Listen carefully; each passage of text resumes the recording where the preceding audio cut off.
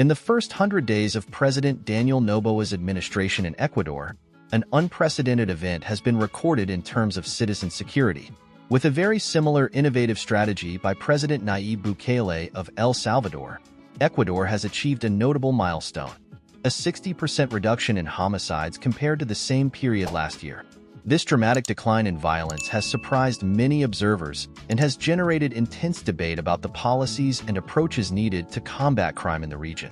In this video, we will explore in detail the plan implemented by the Noboa government, examining how it was inspired by the successful tactics employed by President Bukele in El Salvador.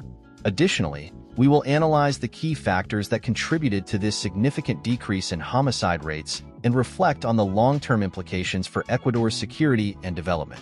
Ecuador has seen a significant decrease in homicide rates, attributed to comprehensive measures and collaboration with international partners, said the Chancellor during her speech at the UN Commission on Narcotic Drugs, held on March 15th.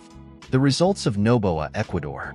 After assuming the presidency of Ecuador, since November 23, 2023, Daniel Noboa was emphatic in pointing out that one of his main tasks would be to address the worrying panorama of insecurity that his nation is experiencing. However, let us remember that 50 days ago, the horizon could not be darker for Ecuador.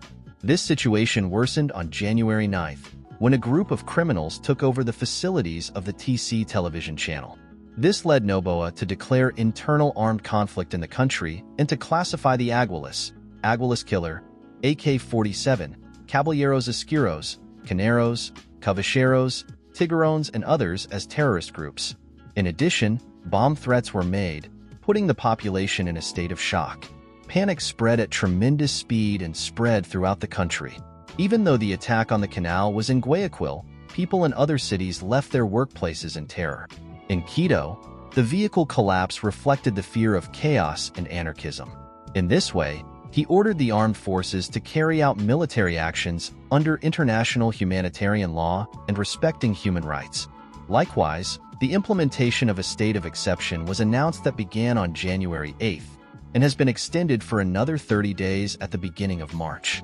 The measures adopted by Nayib Bukele, which could be similar to those of Noboa in Ecuador, have resulted in a significant decrease in homicides in El Salvador. It is indicated that homicides decreased from 40 a day to 12 today, which represents a reduction of 60%. Despite the decrease in homicides, other crimes such as extortion payments and kidnappings have not shown a reduction. It is noted that the payment of extortion doubled and that 38 cases of kidnappings have been reported in the first months of 2024. In addition, it is mentioned that the cases of extortion reached the figure of 1,518. Despite this, Noboa is very well accepted by Ecuadorians, since he has 62.5% approval, according to a survey by CB Consultora. These results position him as the president best rated by his population in all of South America. Noboa distances himself from Bukele. Although Daniel Noboa announced that his plans to improve Ecuador's prison system would have the same Israeli team that was in charge of the construction of the Nayib Bukele mega-prison in El Salvador, the president has sought to differentiate his government's measures from those applied in the Central American nation. Ecuador has a different reality. It is a multicultural country, it has different problems, some are similar, others are different, and I think we have a different way of thinking. He told the BBC in January about comparisons between his management and that of Nayib Bukele. In this sense, he specified that his mandate seeks not only to focus on the fight against crime, and that this is something with which he would like to differentiate his country from El Salvador. We are very strict against terrorism, corruption, but we also think about the growth of society, services, growth of commerce, and the economy, he added. The implementation of regulations by Daniel Noboa to reduce crime in Ecuador raises several important aspects to reflect on. Firstly, it is crucial to consider the effectiveness and appropriateness of the measures taken.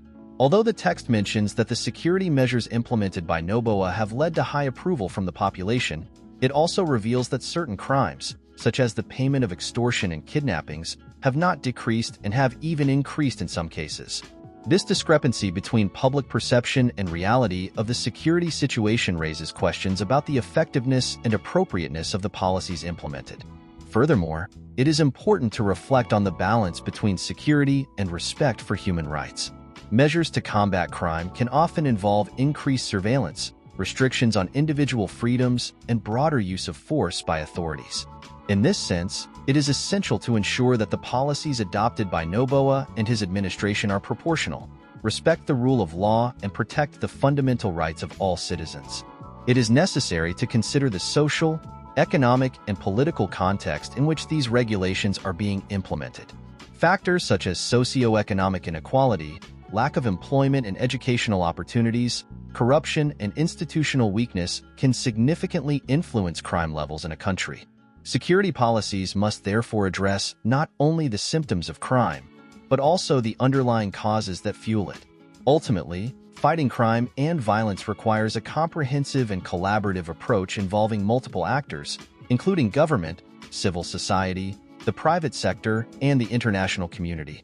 It is essential to promote cooperation and dialogue between these actors to develop effective and sustainable strategies that address the complex dimensions of citizen security. But now it's your turn to tell us, what do you think of this implementation of this drastic law on the security of Ecuador? Do you agree? If you found the video useful, we would appreciate it if you gave it a like to support our project and if you subscribe. Thanks for watching, and we'll see you next time.